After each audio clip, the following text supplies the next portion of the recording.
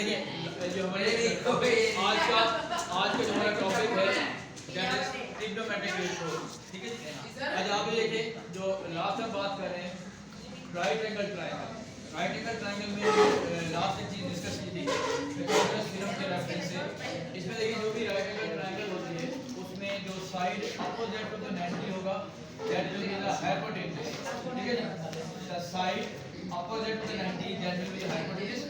और एक साइड को परपेंडिकुलर कहते हैं और एक को हम बेस कहते हैं। लेकिन अब यहाँ पे काफी बात आएगी जो इंफॉर्मेशन मिलेगी हमें। लास्ट में जो पिथागोरस थ्योरम कर रहे होते थे तो वहाँ पे सिर्फ आपके पास साइड्स की बात होती है, एंगल नहीं दिया होता।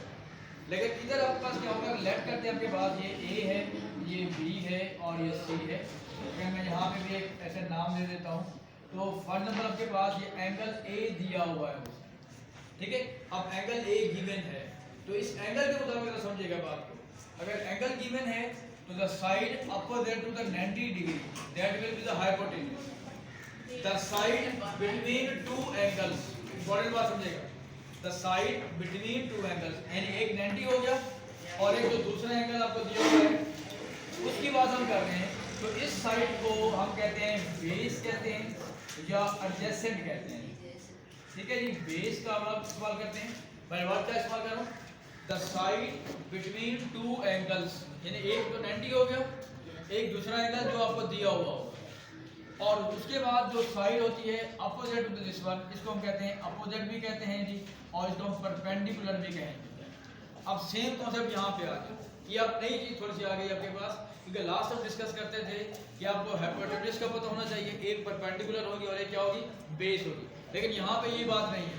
यहाँ पे आपको फोकस करना पड़ेगा कि आप कौन सा एंगल दिया हुआ है उसके साथ कौन सी बेस बन रही है। अब बेटा देखिएगा फॉर एग्जाम्पल मैं यहाँ पे एंगल बी डिस्कस कर रहा हूँ, इसको देखिएगा लेट करते हैं। एंगल ए की बात हम कर रहे हैं।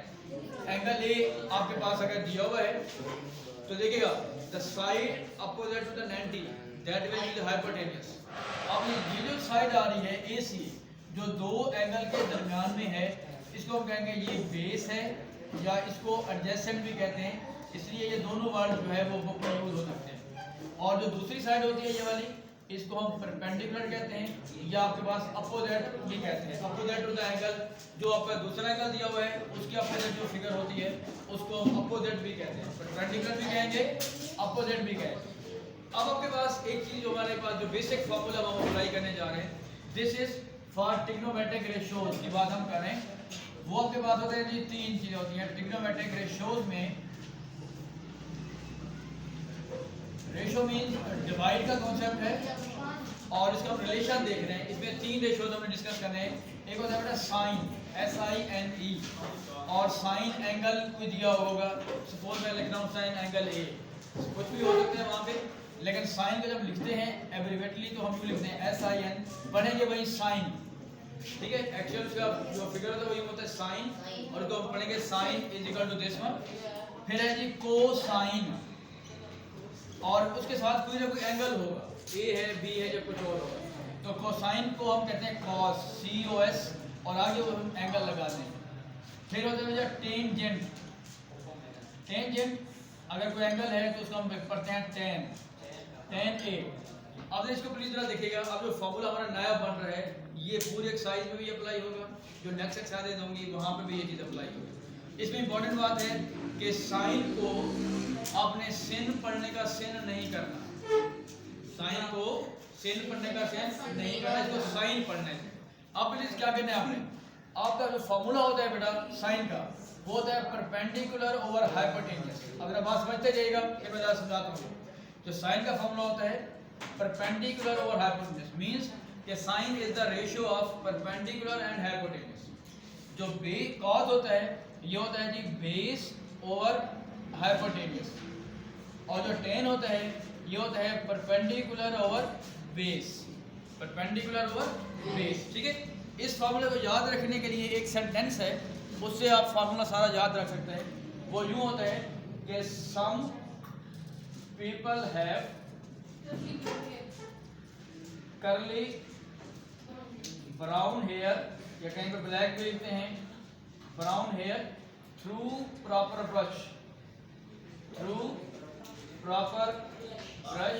अब बेसिकली ये जो सेंटेंस है ये एक ही है, एक ही लाइन में है, ठीक है। इसको एक ही लाइन में लिख सकते हैं आप, some people have curly brown hair through proper brush.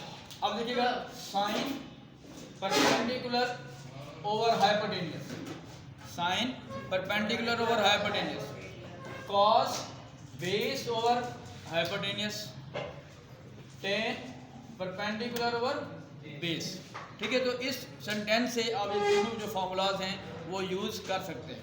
एक कुछ अर्सा पहले मैं एक जगह पे क्लास में पढ़ा रहा था, तो वहाँ पे कुछ बच्चे बैठे हुए थे, तो उन्होंने खुद इसका थोड़ा सा एक फार्मूला बना लिया, मुझे याद आ गया, तो मैं वो भी आपके साथ ज़रा शेयर कर देता हूँ। उन्होंने यूँ कहा कि सलीम परेहट, सलीम परेहट कुत्ते भौंकते हैं,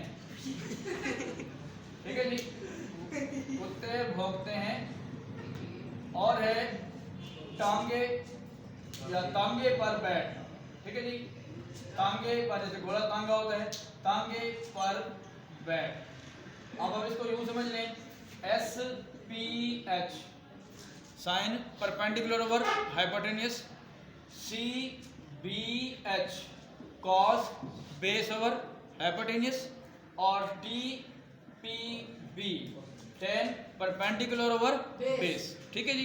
तो ये आपका जो फॉर्मूला है ये आप इसको यूज करेंगे कि sine is equal to sine कोई भी एंगल होगा, अगर sine is equal to perpendicular over hypotenuse, cos is equal to base over hypotenuse, और tan is equal to perpendicular over base. These are known as the trigonometric ratios, trigonometric ratios, ठीक है। और हमने जो पहले पढ़ा हुआ है पाइथागोरस थ्योरम, वो और होता है, इसको जरा ध्यान में रखिएगा, जिसको मिक्स नहीं करना आपने। जो पाइथागोरस थ्योरम था उसमें एंगल की बात नहीं होती, उसमें सिंपल हम लिखते हैं कि perpendicular square plus length of base square is equal to length of hypotenuse square. तो हम ये आपका पाइथागोरस थ्योरम होगा, लेकिन जब आप ट्रिग्नोमेट्रिक रेशियोज की बात करेंगे तो उसमें ये फॉर्मूला आएगा, ठीक है जी, ओके।